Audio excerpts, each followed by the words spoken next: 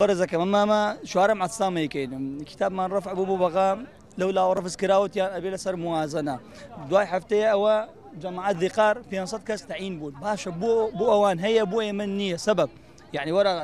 بو جماعات كركوكنية بو جماعات محافظة كان دقيقة إما أو تا مجموعة كين لها مختصات كانين زو مظلومين أما بعد ذيك من هي لدوها زارو دوا من لدوها زارو سيانزو تخرجهم كردوا حتى استاكا يك استمارين نكراوتو كمن تقديمي لسربكم